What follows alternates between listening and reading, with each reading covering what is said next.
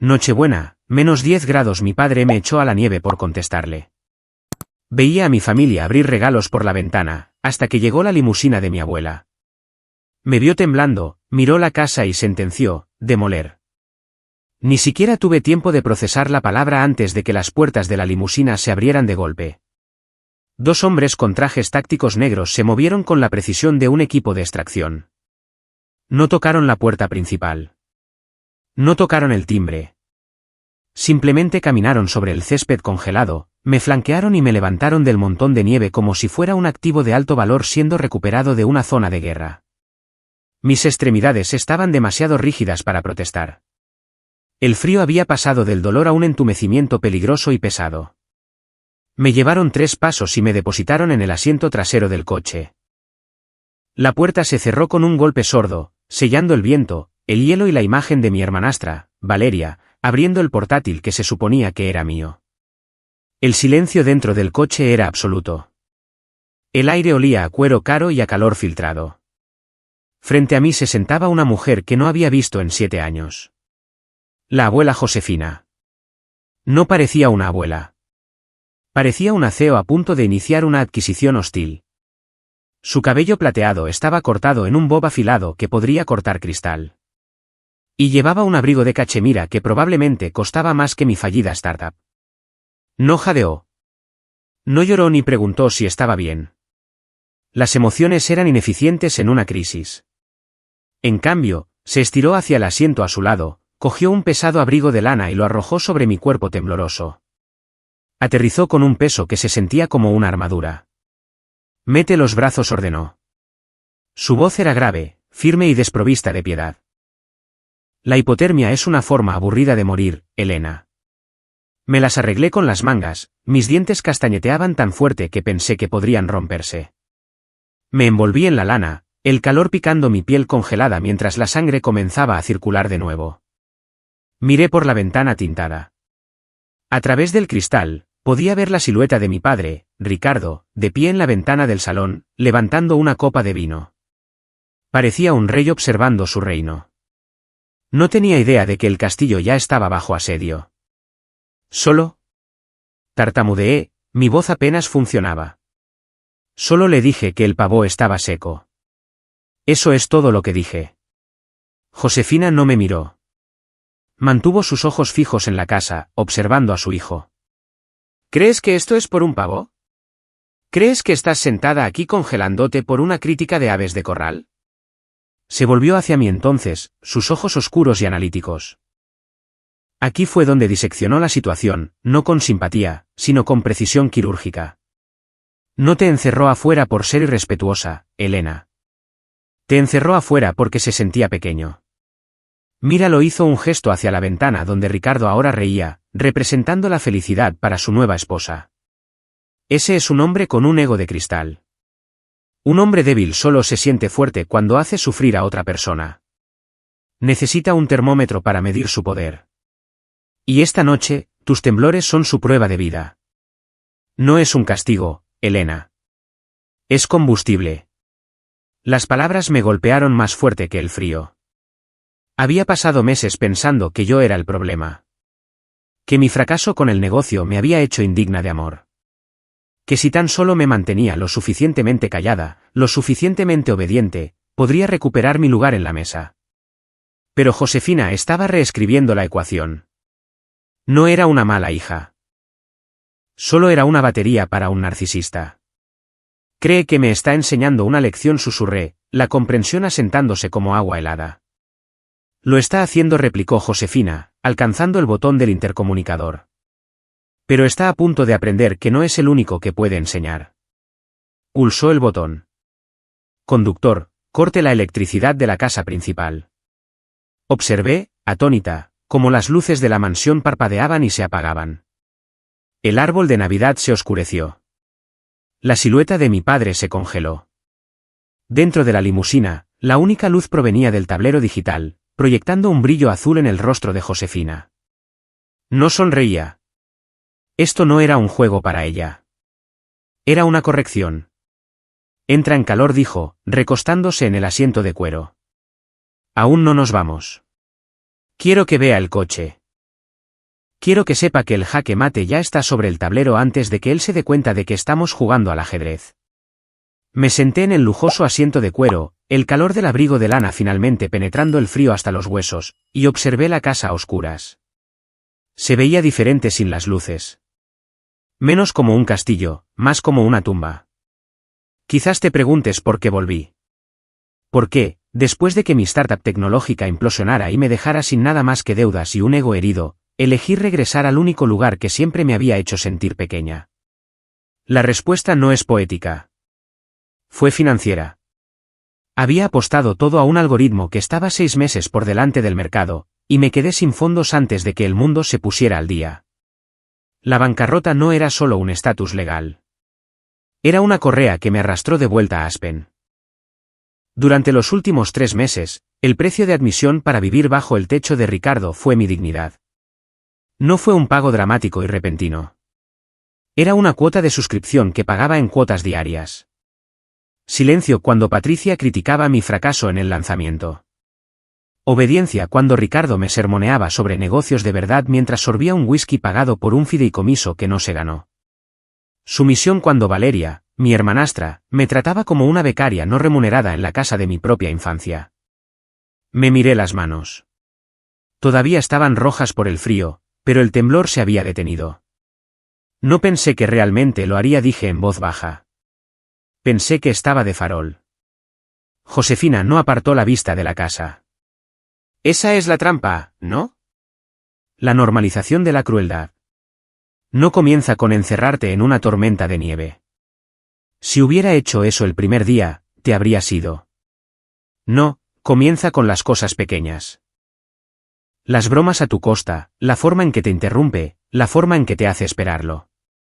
Baja la temperatura grado a grado para que no te des cuenta de que te estás congelando hasta que tu corazón deja de latir. Tenía razón. Había pasado meses ajustando mi termostato para igualar su frialdad. Me había convencido de que si tan solo aguantaba los insultos, si tan solo sonreía durante las cenas donde diseccionaban mis fracasos, eventualmente me ganaría mi regreso al redil. Pensaba que estaba siendo resiliente. Ahora veo que solo estaba siendo condicionada. Me condicioné a aceptar migajas, admití, la vergüenza ardiendo más que las rejillas de la calefacción. Pensé que si era lo suficientemente callada, me perdonarían por fallar. Tú no fallaste, Elena, dijo Josefina, su voz cortando mi autocompasión como un bisturí.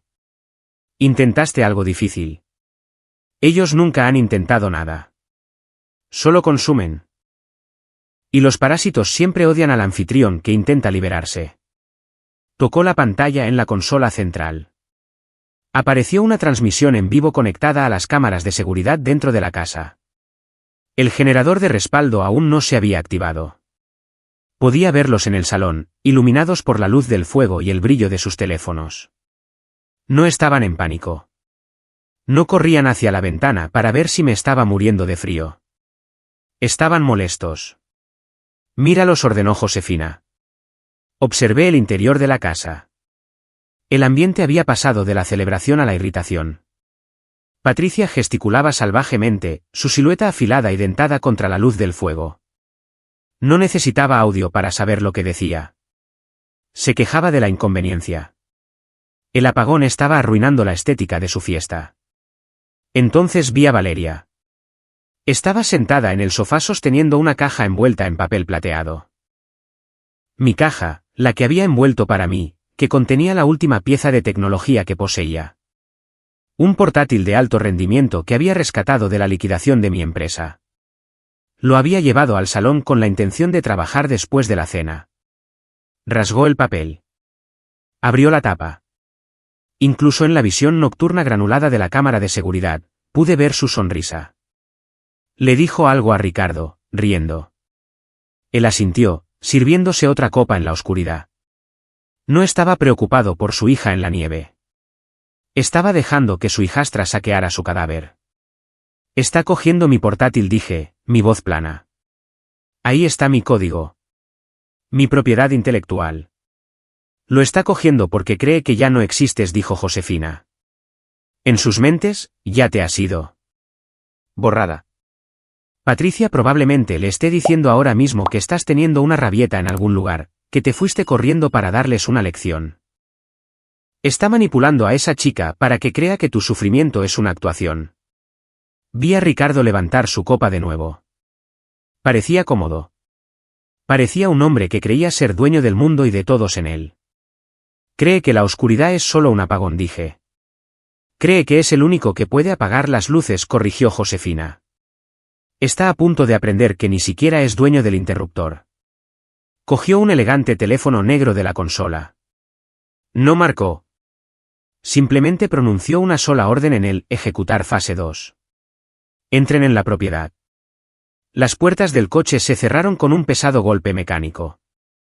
Afuera, los 2 agentes de seguridad que me habían recuperado comenzaron a caminar hacia la puerta principal. No parecían invitados. Se movían como una ejecución hipotecaria. ¿Lista?, preguntó Josefina, finalmente mirándome. Sus ojos eran duros, pero había algo más allí también. Una invitación. No tengo nada, dije, mirando mi abrigo prestado. No tengo mis llaves. No tengo mi dinero. Ellos lo tienen todo. Josefina sonrió, una expresión aterradora y delgada como una navaja. Tú tienes la escritura de propiedad, Elena. Solo que aún no lo sabes. Vamos a presentarle a tu padre a su nueva casera. La puerta principal no se abrió. Cedió. Mi abuela no tocó. Simplemente atravesó la entrada de la finca como si las cerraduras reconocieran a su verdadera dueña y se disolvieran. La tormenta de nieve entró tras ella.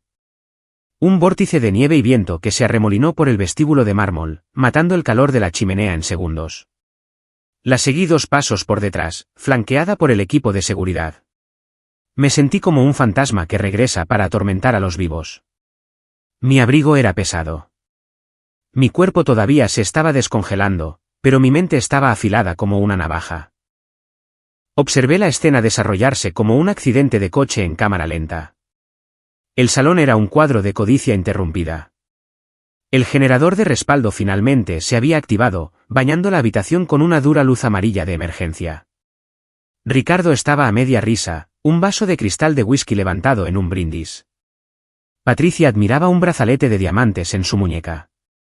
Valeria estaba tecleando en mi portátil. Se quedaron helados. El silencio no era solo quietud. Era pesado. Era el sonido del oxígeno siendo succionado de una habitación antes de una explosión. Madre. La voz de Ricardo se quebró. Bajó su vaso, el líquido derramándose por el borde sobre la alfombra persa. Parpadeó, tratando de reensamblar su realidad. No te esperábamos.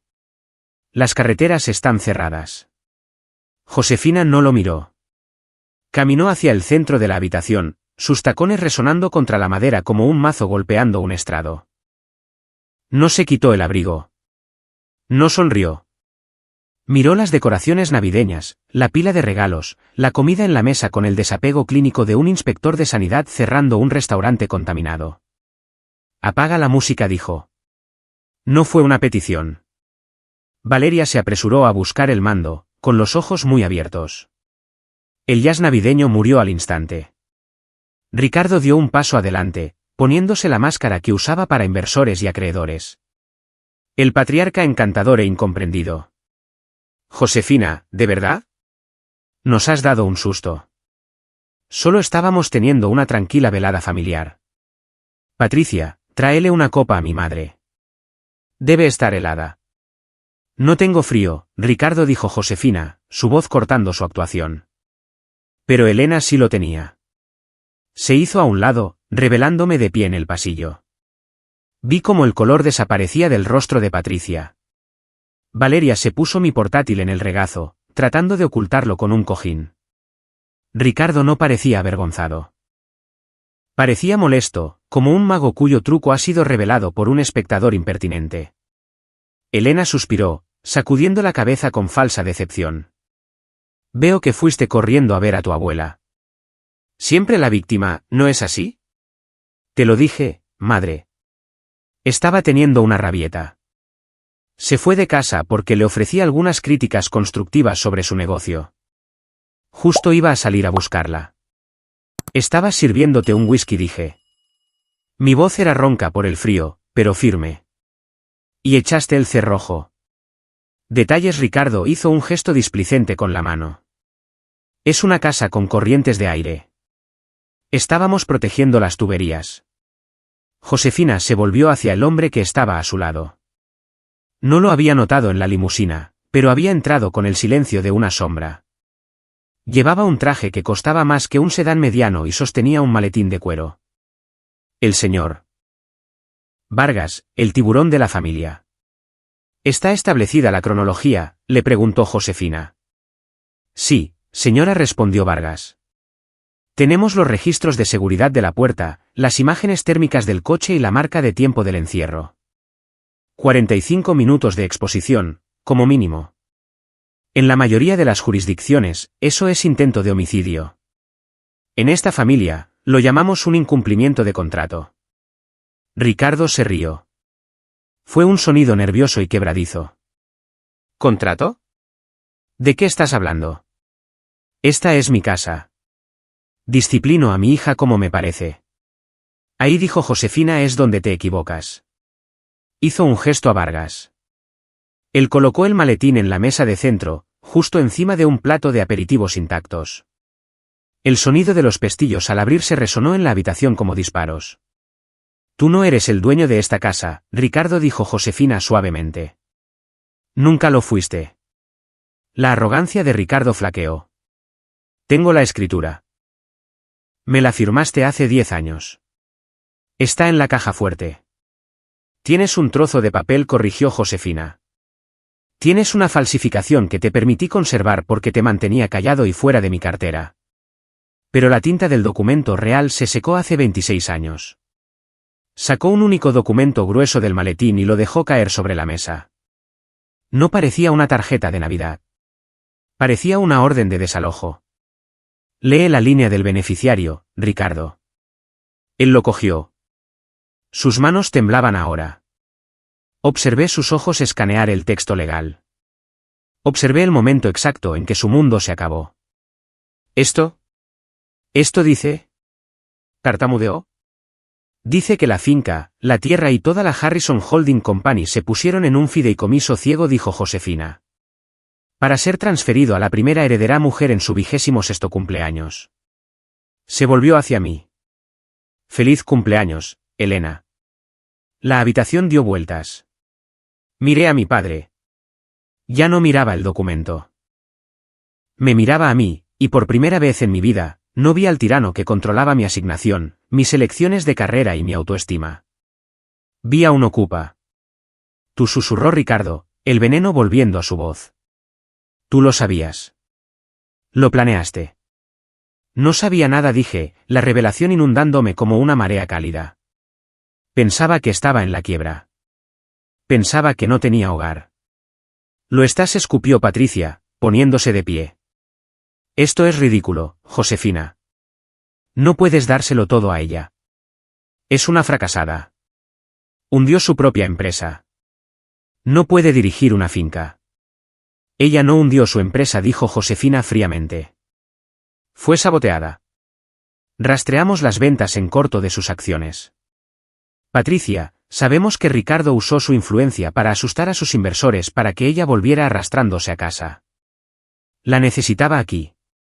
La necesitaba bajo su control porque sabía que este día llegaría. Josefina se acercó a su hijo.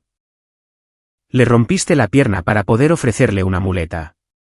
Y luego le quitaste la muleta de una patada en medio de una tormenta de nieve. Yo la crié, gritó Ricardo, golpeando la mesa con la mano. Yo puse comida en esta mesa. Esta es mi casa. Esta no es su casa, intervino el señor Vargas, su voz aburrida y letal. Técnicamente, a partir de la medianoche, usted está allanando una propiedad. ¿Allanando?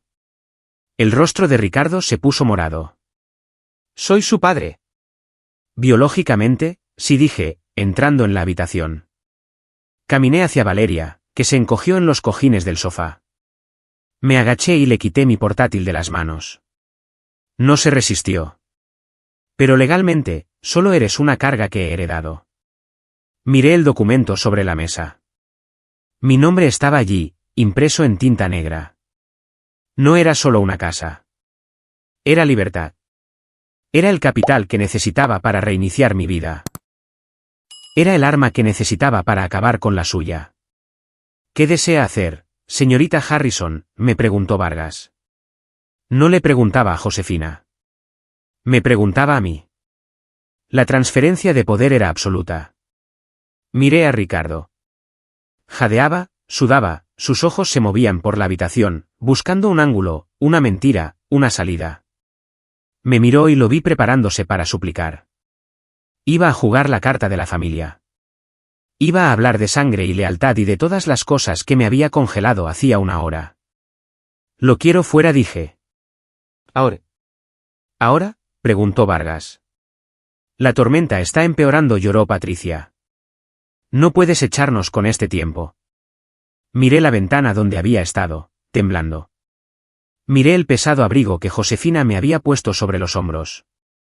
No los quiero fuera mañana, dije, mi voz bajando a un susurro que llenó la habitación. Los quiero fuera ahora. Y quiero que dejen todo lo que poseen. Se van con lo que llevan puesto. Nada más. Josefina sonrió. Era lo más orgullosa que la había visto nunca. Han oído a la dueña, le dijo al equipo de seguridad. Despejen el edificio. Espera. Ricardo se abalanzó hacia mí. Elena, escucha. Somos familia. No puedes hacer esto. Solo intentaba moldearte. Intentaba hacerte fuerte. Lo conseguiste, dije. Los guardias de seguridad se movieron. No fue una escolta educada. Fue una expulsión. Agarraron a Ricardo por la chaqueta de su smoking. Gritó, pateando los muebles mientras lo arrastraban hacia la puerta. Patricia chillaba, agarrando sus perlas. Valeria los siguió, mirándome con una mezcla de terror y asombro. La puerta principal se abrió de nuevo. El viento aulló, hambriento y expectante. Vi a mi padre ser empujado a la nieve. Tropezó, cayendo de rodillas en el montón de nieve donde yo había estado. Miró hacia atrás, a la casa, al calor, a la luz. Elena, gritó. Abre la puerta. Caminé hacia la ventana. Puse mi mano contra el cristal frío. Lo miré a los ojos y luego alcancé el cordón de la cortina. Demoler, susurré. Tiré del cordón. Las pesadas cortinas de terciopelo se cerraron, borrando su imagen, sellando el calor dentro y dejándolo en el frío que él había construido para mí. La habitación volvió a quedar en silencio. El único sonido era el crepitar del fuego y el rasgueo de una pluma mientras el señor Vargas preparaba los documentos finales. Bueno, dijo Josefina, acercándose al bar y sirviéndose una copa. Así es como se gestiona una adquisición hostil. Me entregó el vaso. Bienvenida a casa, Elena.